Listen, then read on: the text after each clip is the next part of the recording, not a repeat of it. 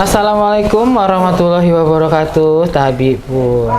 Kembali kita ngobrol hangat lagi.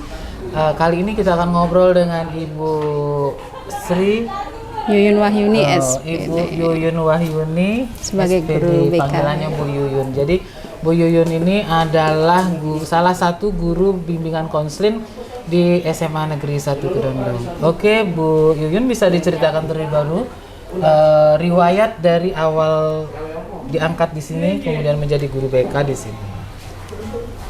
Riwayat pada saat diangkat sebagai guru BK di SMA Negeri Kedondong, awalnya saya sebagai guru bantu. Guru bantu. Iya. Guru bantunya memang udah di sini. Iya, guru bantu pertama kali saya kerja, saya jadi guru bantu dari 2005 sampai dengan 2006. Setelah itu saya ikut daftar CPNS pada tahun 2006, alhamdulillah diterima, dan SK saya keluar pada tahun 2007. 2007. Ya. Jadi sebelum diangkat PNS itu memang Bu Yuyun udah tugas di sini. Iya, sebagai guru bantu hanya 1 tahun guru bantunya. Waktu itu guru bantu juga memang khusus bimbingan konseling. Iya. Oke. Nah, diangkatnya tahun Diangkat PNS-nya itu tahun 2006, tapi SK keluar itu 2007. Jadi selama 1 tahun itu pemutusan tidak ke sana tidak ke sini gitu. Jadi menunggunya 1 tahun. 1 tahun. Iya. Jadi kalau kita hitung nih ya, dari 2007 Iya, sampai 2007. tahun ini 2020 udah berapa tahun tuh jadi guru BK? Lebih dari 15 tahun Lebih dari kayaknya. 15 tahun berarti sudah banyak inilah ya pengalaman ya. Banyak sih enggak Bu, cuman ya ada deh. Oke. Apalagi di lingkungan kita khususnya Kedondong itu kayaknya lebih dari yang lain gitu. Karakter anaknya kita harus lebih sabar melayani, kita harus lebih pendekatan yang lebih dengan anak itu. Banyak anak-anak kita ini dari kalangan anak yang ditinggal orang tua seperti itu. Memang dari rumahnya sudah broken lah ya. Ada yang broken, ada yang dari ekonomi bawah, akhirnya ibunya pergi ke luar negeri untuk mencari nafkah seperti itu. Jadi anak di rumah ditinggal kebanyakan dengan nenek, kebanyakan dengan saudara. Jadi di rumah tidak ada yang memantau, tidak ada yang memperhatikan. Anak itu hidup sendiri gitu. Apapun yang dia lakukan tidak ada pengawasan dari orang tua. Kebanyakan yang bermasalah seperti itu. Jadi kita harus ekstra. Iya. Nah, itu kan Ibu udah tahu ya background dari murid di SMA Negeri 1 Kedondong. Program-program yang Ibu laksanakan, yang Ibu programkan untuk mengatasi atau mengurangi anak-anak seperti tadi untuk terlibat dalam suatu masalah. Mungkin Ibu bisa ada program untuk BK-nya. Nah, silakan Ibu ceritakan programnya. Untuk program BK pasti ada, semua ada programnya. Jadi untuk kita ini guru BK saya kenalkan dulu ya Bu ya. Ada 4 orang guru BK di kita, 2 pegawai negeri dan 2 honor. Jadi kita kerjanya dibagi per siswa bimbingan. Jadi karena di sekolah ini 21 kelas, untuk koordinator Bu Farida itu mendapatkan 6 kelas, jadi yang lainnya 5 kelas. Kita penanganan kasus juga per bimbingan.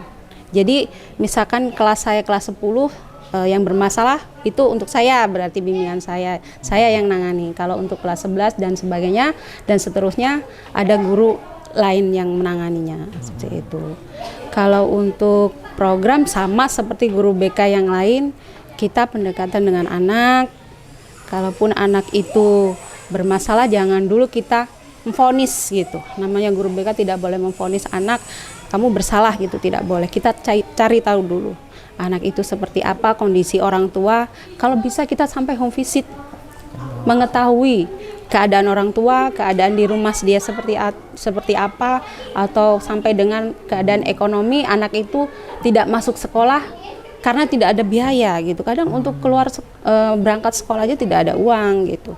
Walaupun kita sudah dari pihak sekolah sudah ada bantuan untuk anak itu tidak membayar SPP seperti itu, tapi dari rumahnya mereka tidak ada yang untuk transportasi gitu. Untuk dia sampai sore itu harus makan, untuk biaya makan seperti itu. Akhirnya anak itu banyak yang di rumah tidak sekolah. Sampai dengan pengalaman saya itu home visit karena anak ini tidak sekolah berhari-hari, akhirnya kami panggil orang tua, ternyata orang tuanya tidak ada. Akhirnya kita home visit, di sana dia tinggal sendiri. Tinggal sendiri itu bukan dia sendiri, dengan adik.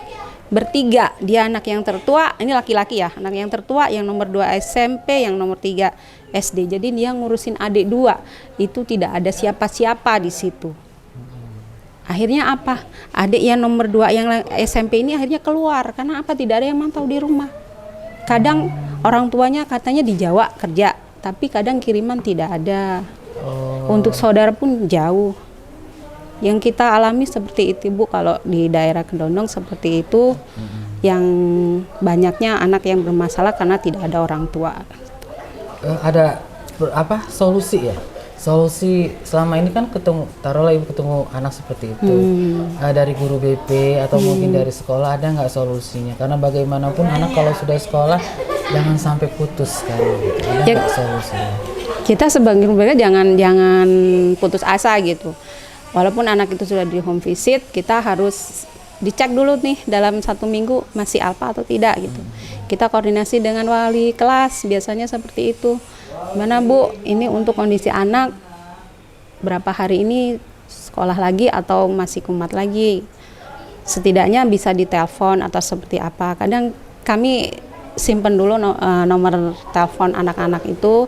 Suatu saat dia nggak sekolah, Bu, anak ini dari sekolah, kita bisa telepon dari sekolah. Kadang tertidur di rumah itu nggak ada yang bangunin itu. Saya home visit, ketok-ketok rumah, anaknya di dalam tidur. Itu yang jadi masalah. Makanya sebagai guru BK jangan bosan-bosan, kita selalu mengingatkan anak dan kita selalu koordinasi dengan guru, wali kelas, dan guru mata pelajaran. Itu kan untuk anak yang bermasalah dari rumah ya.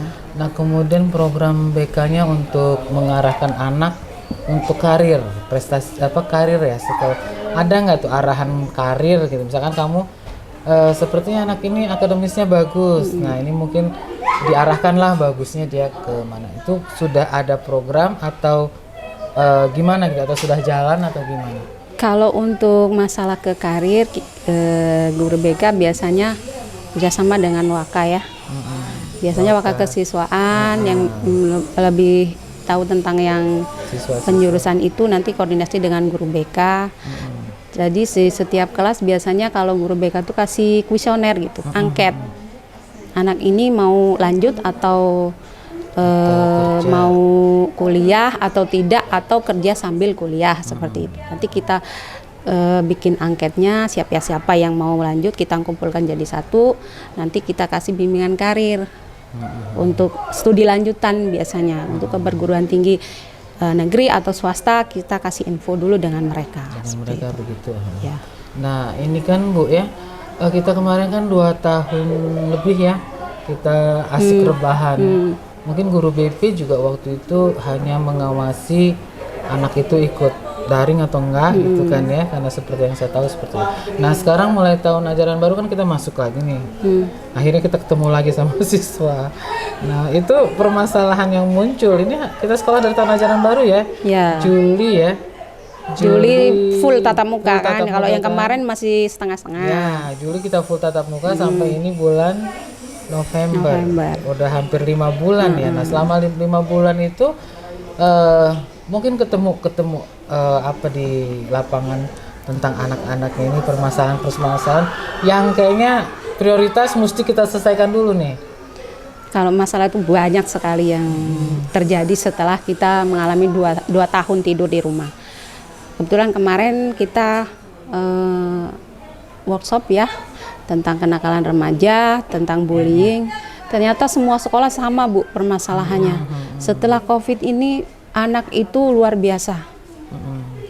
Dari awal dulu kita tahu masalah rokok hanya sebagian, sekarang menyeluruh. Anak kita ini menyeluruh merokok gitu loh. Jadi dalam penanganannya sekarang masih dalam tahap kita pemanggilan. panggil yang Siapa yang tahu mengetahui anak itu merokok, kita panggil, kita bimbing, kita konseling kenapa merokok. Dan ternyata digali, memang sudah dari rumahnya. Iya. begitu. Kadang dengan orang tua saja, dengan bapaknya saja sudah tidak ada rasa gimana lagi merokok lagi, gitu ya. loh. Jadi untuk di sekolah kita melarang kamu jangan merokok gitu, udah susah gitu Bu. Paling tidak kita melarang anak itu dari masuk gerbang sampai belakang jangan sampai merokok di lingkungan sekolah. Hanya sebatas itu, dan pemanggilan orang tua dan anak itu diberikan. Sekarang ini masih ada nih anak yang ketahuan menjual rokok. Menjual rokok, kami kasih tugas anak itu bikin makalah bahaya narkoba dan bahaya rokok. Apa yang ada di situ coba kamu pahami, kamu baca baik buruknya untuk diri kamu sendiri, seperti itu. Itu penanganan yang bagus. Yang penanganan awal lah. Karena kita kewalahan Bu, masalah rokok itu menyeluruh masalahnya. Menyeluruh dalam artian peserta didik putra ya. Iya. Nah, kalau yang putri, permasalahan yang putri muncul permasalahannya sekarang setelah COVID ini, dia gayanya sudah pemakaian make up kali ya, berlebihan pemakaian gitu. make upnya bukan wayahnya di sekolah. Iya, bukan waktunya dia bermake up seperti artis mau kondangan gitu. Kita sering mengingatkan bahwa masanya bukan itu, make up yang kalian pakai bukan yang seperti itu. Kalau memang kalian suka merias, suka make up seperti itu, boleh nanti kita kan ada program juga tuh. Iya, ada program apa tuh namanya? Double track itu kan rencananya ada tata rias gitu ya. Kita di situ untuk anak-anak yang memang hobi tata rias, kemungkinan bisa Bu dipanggil guru rias kalian gitu. Jadi anak itu emang benar-benar bisa menata rias pengantin seperti apa, menata rias kita untuk anak sekolah itu seperti apa harusnya gitu. Biar bisa membedakan gitu. Jadi nggak selama ini yang dilihat anak udah pakai make up, alis tebal, udah kayak mau kondangan. Itu juga kan kita harus perhatian ke situ juga. Itu kalau putrinya cenderung ke keriasannya, kalau putranya sementara ini ketahuan karena rokok. Selain itu nggak ada Bu ya? Masalah berantem ada, cuman ya masih bisalah ditanggulangi, masih bisa ditangani, diselesaikan di sekolah. Jangan sampai kalau misalkan berantem itu di luar terjadi lagi gitu. Makanya cukup di sekolah. Ya, makanya pas penanganan siswa yang berantem harus selesai di sekolah. Jangan sampai di luar diulangin, nanti melibatkan orang luar malah bisa jadi tawuran kan gitu. Alhamdulillah selama ini masalah berantem kita selesaikan di sekolah dan anak itu bisa didamaikan. Itu tadi soal permasalahan siswa-siswa yang bermasalah itu ya. Nah sekarang kalau dari akademik, dari pembelajaran ya, dari belajar, ada juga tidak program dari BK-nya untuk memotivasi siswa untuk lebih giat lagi, terutama belajar ya, karena setelah COVID gitu. Nah itu gimana? Kalau untuk program BK ada, untuk bimbingan belajar ada. Mungkin kalau bimbingan belajar itu bisa disampaikan pas klasikal. Pelaksanaan klasikal itu di dalam kelas gitu. Karena untuk di sini kan yang klasikal hanya untuk kelas 10. Jadi kelas 11 dan 12 itu hanya kita ngambil waktu lain gitu. Waktu yang ada jam kosong masuk. Tapi kalau untuk kelas 10 memang ada waktu khusus. Waktu khusus per ada. Minggu, per bulan? Per minggu hanya 2 jam. 2 jam, jadi guru BK-nya masuk memberikan bimbingan konseling. Nggak hanya dengan bimbingan belajar saja, bisa karir, bisa pribadi. Nggak melulu dengan bimbingan belajar, semua harus bisa disampaikan. Tapi kebanyakan untuk klasikal itu bisanya bimbingan belajar. Jadi untuk bimbingan belajar cenderung dilakukan secara klasikal. Itu ada terjadwal sendiri di kelas 10. Kelas 10. Kalau di kelas 11 dan 12 sewaktu-waktu karena kita nggak ada jadwalnya, jadi ngambil aja waktu yang ada. Nggak ada jadwal tatap muka ya. Oke. Itu program-program dari BK ya. Nah kemudian sebagai BK nih, ada nggak pesan-pesan buat teman-teman guru, teman-teman wali kelas atau teman yang lain dalam hal sinkron kerjanya sama BK? Untuk sama guru. Iya guru. Kalau kami sebagai guru BK, ya untuk wali kelas sih biasanya kalaupun ada apa-apa cepat kasih tahu guru BK-nya masing-masing. Jangan berlarut-larut masalah itu tidak ditangani, nanti kita pengaruh ke wali kelas, wali murid juga. Wali murid. Kenapa anak ini tidak dipanggil gitu? Selama ini kenapa kok sudah terlalu banyak alfa baru dipanggil? Nah, kerjasamanya dengan wali kelas dan guru mata pelajaran kita. Pesan buat peserta didiknya Bu, anak-anak kita di SMA 1 Kalau Kedondong. untuk peserta didiknya, ya pesan sebagai guru BK saya, khususnya sebagai guru BK, tolonglah berubah. Kalian sebagai pelajar tugasnya belajar. Belajar itu di sekolah, tidak ada yang di rumah lagi, tidak ada daring lagi, karena masih ada wali murid yang taunya anaknya di rumah itu daring, ternyata dia nggak sekolah gitu loh. Anak-anak ini masih memberitahu orang tuanya masih daring gitu. Kan kita tinggal banyak yang di pelosok ya Bu ya, di sini tuh yang ada di gunung, di balik gunung itu kan kadang orang tua nggak tahu apa-apa gitu. Saya sebagai guru BK yang berpesan kepada kalian, anak-anak semua, tolonglah berubah, sekolah, kewajibannya hanya sekolah, orang tua di rumah mencari uang, taunya sekolah gitu. Ikutilah aturan-peraturan di sekolah ya untuk kalian semua, biar di sini sekolah sampai selesai dapat ijazah. Itu aja. Demikian kita bincang dengan Ibu Yuyun Wahyuni, salah seorang guru BK di SMA Negeri 1 Kedondong. Terima kasih untuk perhatiannya. Jangan lupa subscribe, like, dan komen, karena semua itu untuk kemajuan dari progres kedepannya SMA Negeri 1 Kedondong. Terima kasih Bu Yuyun. Ya, sama-sama Bu. Terima kasih semuanya. Wassalamualaikum warahmatullahi wabarakatuh. Waalaikumsalam warahmatullahi wabarakatuh.